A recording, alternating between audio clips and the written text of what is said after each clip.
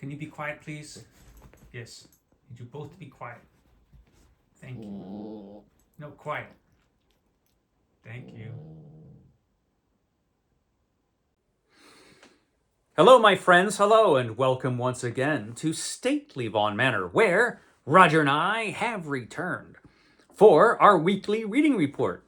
At least it would be weekly if we had done a reading report last week, but we didn't. We didn't do one of those. You know, it's been busy, and it's about to get busier. We've got some Italians coming in about, well, what time? A few hours. They're coming in a few hours, and then they're just going to stay here in the manor for like a week. So this is actually probably going to be the last video you see from me for about a week because of these annoying guests. So annoying, guests just coming over, expecting you to pay attention to them and all that stuff. I don't know. I know I told you not to murder them, Roger, but we'll see how it goes. We'll see how it goes. Anyway, unfortunately, I probably won't be able to make a lot of videos, if any, this week. So you might not see me for a week or so. But we've got today, Roger. We've got today. And we've got my reading report for the last 2 weeks. And not just that, but Roger and I went and saw a movie. We went and saw a film. We went and saw the new Superman movie. And I'm a huge Superman fan. So some people have asked me, well, did you see that movie? What did you think of that movie? So I did see the movie, and it was wonderful. It's my favorite Superman movie right now. I think it's just fantastic. Wonderful movie. There was one thing about it that bothered me, just one, which has to do with Superman's origins. There was a little tweak, kind of a more than a little tweak in his origins, having to do with his Kryptonian heritage, which seemed it seemed like I wasn't sure it was really necessary the way they did it. But I understand why it was done for story and character purposes. But that was it. Everything else in the movie I thought was fantastic. Just wonderful, great movie. We had a great time watching it, Roger and I. He hardly killed anybody in the theater, and so that was nice. And it was fun. I am probably going to see it again before it leaves theaters. As soon as I can sneak away, I'm going to watch that movie again. Fantastic movie. I highly recommend it. It's my favorite Superman movie, really. And I loved the first Superman movie with Christopher Reeve. But this one, yeah. I'm a comic book guy, and this is the most comic book Superman movie that's ever been done. It's something, I'm telling you. So there was that. We went and saw Superman. And I read a bunch of stuff. So I'll talk about that stuff. Not as much as I wanted to. My comic book reading actually, again, I didn't get to everything that I wanted to get to just because I was too busy. And I will continue to be too busy this week, it looks like. But I did read some stuff. So where did I leave off? Let me break out my list for the 500 book challenge. The challenge where I have to read 500 books that I own before I'll buy any new ones. It's been a while since I've gone out and bought some books. Where were we at last time? So we finished off, I was reading a book that I had not finished yet. That was book 267. And book 267 was this one. This is The Best of John W. Campbell. And this is an excellent book. Reading this for Rocket Summer, which is going on right now. Rocket Summer. A celebration of classic science fiction. And the way it's supposed to work is every week you read a different book from a different time period. The first week was from the beginning of science fiction, whenever you think that might be, up through the 1930s. And that's what this book is for. And the second week is the 1940s. The third week is 1950s and 60s after that. I am behind because I'm behind on everything. But this is the book for the first week.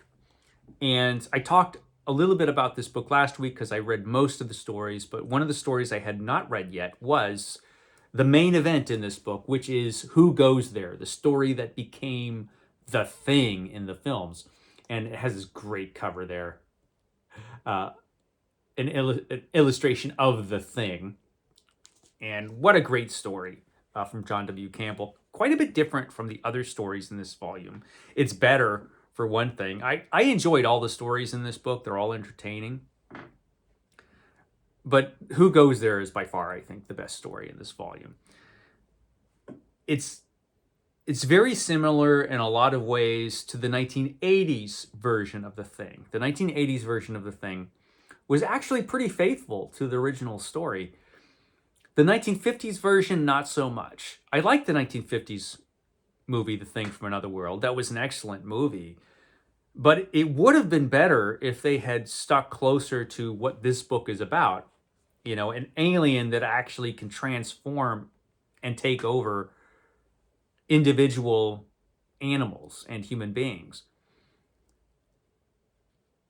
which is a terrifying thing, and it is terrifying in the story. I don't know why they didn't do that in the 1950s version, because it would have made a better movie, and it's not like it would have affected the budget a whole lot. The 1980s version just dialed that up to 11 and just had some fantastic creature effects and practical effects. Definitely a masterpiece of monster movie making, for sure. And the story is great. The original story is really good. Not quite as horrific as the 1980s film, but still pretty frightening. It's a frightening situation. And John W. Campbell does an excellent job with it. And so it's a lot of fun. I highly recommend that story. This was a perfect choice, I think, for week one. Campbell wasn't the greatest science fiction writer of all time, although he certainly was one of the most influential people in science fiction, because he was so influential as an editor of Astounding Science Fiction magazine, the Astounding Science Fiction magazine. So as an editor, he really left his mark on science fiction, that's for sure. And these stories are certainly worth reading, and Who Goes There is fantastic. So highly recommend this book if you ever come across it. Okay, so we're at book 268. Book 268. And that was this book. More Superman. I told you, I'm a huge Superman fan. And in fact, I have taken up a challenge to read Superman every single day of my life. Every day I'm reading a Superman story, which is something I had done before a couple years ago. But I decided to start that again because it is the summer of Superman because of that whole movie thing. And I thought, you know, July would be a good time to start that. So I read this book, and this is an 85th anniversary celebration of Superman that came out a couple years ago. It's kind of like many of their best of volumes, only it has different stories in it. The editors of this volume were thoughtful enough to choose different stories than some of their more recent anthologies, because they know that Superman fans buy them all. And the stories in this are pretty excellent. They're divided up by the different ages, the different comic book ages. So we have Silver Age stories, which are just wonderful. Silver Age stories are still that's still my favorite era of Superman. That's probably one of the reasons I like the Superman movie so much, because it had a very Silver Age feel, and it had Krypto, and Krypto is awesome. Krypto the Superdog. And we have a story here that features Krypto, although Krypto doesn't have his cape right there, like he does in the film.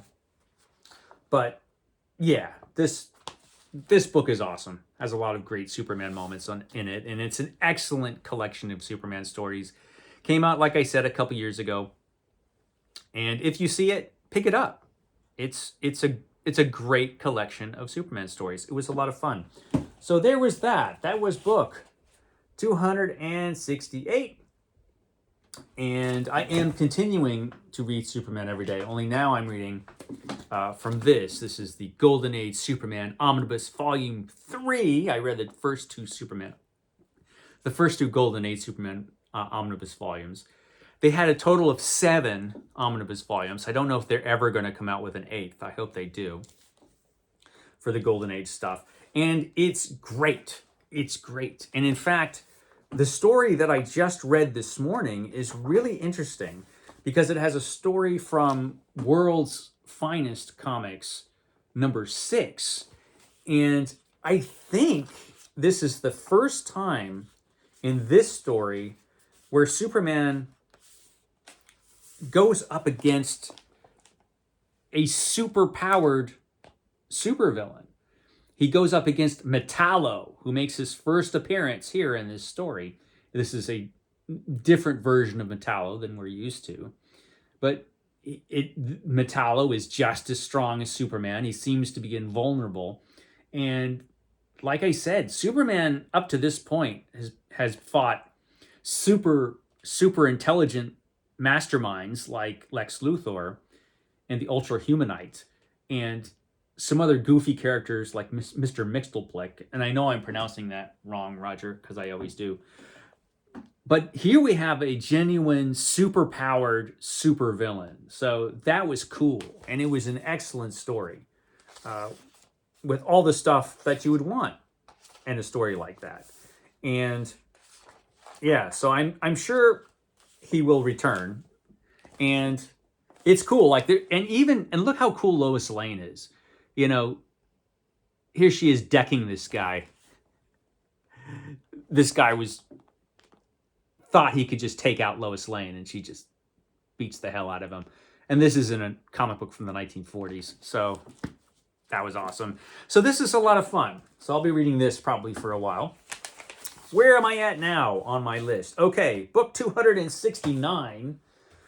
Book 269 was also for Rocket Summer, which, by the way, has a lot of awesome co-hosts who are making more videos about it than I am. And I'll leave all their information down below in the description box. And I read this for the 1940s. It's not the book I was going to read for the 1940s, but this is the book I ended up reading. And I'm glad I did, because this book by Jack Williamson, The Legion of Space, is fantastic. Book number 269. It's great. So this was actually, I read this for the 1940s. Originally, it's based on a serial that was serialized in Amazing Stories in the 1930s. But the original book version came out in the 1940s. And there's a new prologue in this that was written for the book that references World War II and Pearl Harbor and some stuff from the 1940s. So it's very much, I think, a 1940s book. At least I'm going to count it for the 1940s. And it's tremendous fun. This is space opera adventure, pulpy space opera adventure, done just about as well as I've ever read it. It's so much fun. As the back of the book says, fortune hunters of the starways, they were the most fabulous trio of swashbucklers ever to ship out into deep space. The giant Hal Samdu, the inscrutable J. Calum, and that marvel of greed, trickery, and deceit, the incomparably dishonest Giles Habubula. And Giles Habubula, he's a great Habibula? It's Giles Habibula. Sorry, Giles. He's a great character. He's fantastic. Together, they thundered across the stars, searching for the ultimate prize, the most important female in the galaxy. The most important female in the galaxy. Together, they hurled themselves into the wildest adventure of their strange lives. And the main character in this joins up with them, and it's kind of like a Three Musketeers adventure in space. I think it's John Starr. Is that his name? The main character. It's awesome, and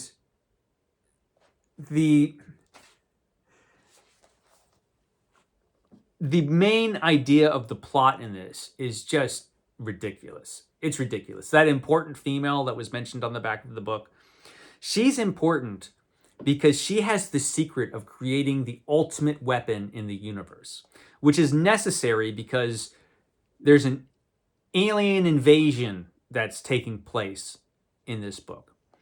And she is kidnapped by the aliens and has to be rescued by our heroes, of course. But she has the secret to creating the ultimate weapon. And this knowledge is passed down to different people, and only one person at a time has the secret of this weapon. And this secret is not written down anywhere. She just has the knowledge of how to build this weapon in her head. So if anything happens to her, it's gone. Which seems unwise, but that's the way it is in this story. And she can just whip up this weapon like out of nothing. All she needs is like a couple of sticks, some string, and a paperclip, and she can like create the ultimate weapon like out of nothing. And she doesn't even apparently need tools. Of course, they don't give us the secret of the weapon so that we don't go around making them ourselves. You know, it's absurd. That whole thing is just ridiculous. But it doesn't matter because this book is so much fun. It's like a science fiction pulp space opera action film. It just rockets right along. And, you know, our heroes have to go to this planet, the planet of the alien invaders, to rescue this young woman who has the secret, because only she can create this weapon that could defeat the aliens. And the aliens are suitably creepy. They're tentacled cosmic horrors, you know. And their planet is just terrifying. It's a legitimately disturbing, terrifying planet. And you get a real sense of danger when they're on this planet. I mean, literally everything is against them. And you wonder, how can they possibly survive to rescue this woman who has the secret to destroy the aliens? But, you know, spoiler alert, they find a way. It's so much fun. This is, I mean, as far as space opera, pulp adventure goes, this is the best. It's just the best. So yeah, Jack Williamson knocked it out of the park with The Legion of Space. So that was that. What else did I read? Let me get my list here again. Okay, book number 270 is actually not a Rocket Summer book. I read this for PI July, another reading event, which I'll list the co-hosts down below.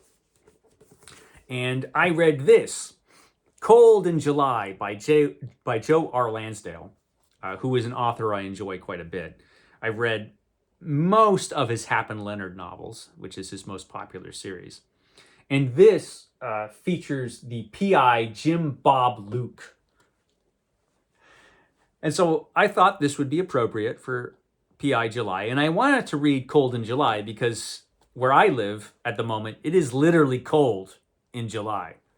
It's right. I mean, it was even raining on me earlier. It's ridiculous. Anyway, Cold in July, fantastic crime suspense novel. And I read it for PI July, even though, as it turns out, the private investigator doesn't show up until almost 100 pages into this relatively short book. But when he shows up, man, it's worth it. He's fantastic. And the plot of this is really interesting. It starts off, I don't want to give too much of it away, but it starts off with a guy waking up and there's somebody who has broke into his house. And his wife's there, his kid's asleep. He takes out a gun that he has that he's never used. He goes out and this burglar tries to shoot him, but just misses. And so he shoots the burglar and kills him. And the police come, but it's a clear case of self-defense. But a traumatic event for him. And after that's over, that's how the book opens. But then, as it turns out, the burglar's father has recently been released from prison and finds out about this and decides to go after our hero. And he has a son, of course. And so the burglar's dad goes after him, and with the obvious plan of killing our hero's son in revenge, a son for a son kind of thing. And so that looks like that's where this book is going. But then there are some really major plot twists in this book. And this book ends up in a very different place than where you think it's going to go. It looks like it's going to be, it looks like you know where this book is going and what this book is about. It looks like kind of a typical suspense novel, but it's anything but that. And just a really interesting crime novel that goes places that I did not expect. And emotionally, actually, with the characters, it goes places that I wouldn't have expected. Very entertaining book. Joe R. Lansdale is always entertaining. The one fault I think I could find in Lansdale's work is that, you know, you do have characters. Their dialogue is always really, really entertaining, but it's not the kind of dialogue that you could picture anybody actually saying in real life very often. But still, it doesn't matter. It's a hell of an entertaining book. And this is the version from the film, which came out, I think, in 2014, 13 or 14. And so now I have to watch the movie because I read the book. And excellent book. Excellent book. So one of Lansdale's best, I think, Cold in July. Highly recommend this one. So that was cool. That was actually the last book I finished. It's not the only thing I read, though. I am also continuing to read the Fantastic Four. I'm reading all the Fantastic Four from the first run of the Fantastic Four, which ran from 1961 until 1996, when the book was canceled and brought right back for the whole Heroes Reborn thing that happened at the time. But I am still reading the original run. This is an epic collection which collects stories from 1987 to 1988. And this is my least favorite period of the Fantastic Four.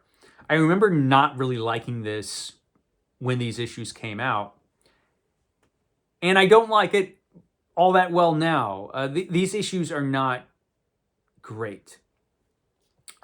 This is a period where the team has been changed up. Reed Richards and as Mr. Fantastic and the Invisible Woman have left the team so they could raise Franklin without him, you know, always being endangered, which is good for him and bad for us. I didn't realize how much this team needs Mr. Fantastic and the Invisible Woman. The team is being led by the Thing, and we've got the Human Torch still there. Crystal from the Inhumans is on the team again. She was on the team back in the 60s. And we have a new Miss Marvel. Well, she's not new anymore, but she was Miss Marvel at the time that these books were put out. And there's Miss Marvel there, and she is the worst. She's just the worst. And this is Farsoud, I think is how you pronounce this guy's name. This is the lamest supervillain you'll ever come across. He's a human television broadcast or something. He's like he has all the power of television. It's stupid. This is a stupid character.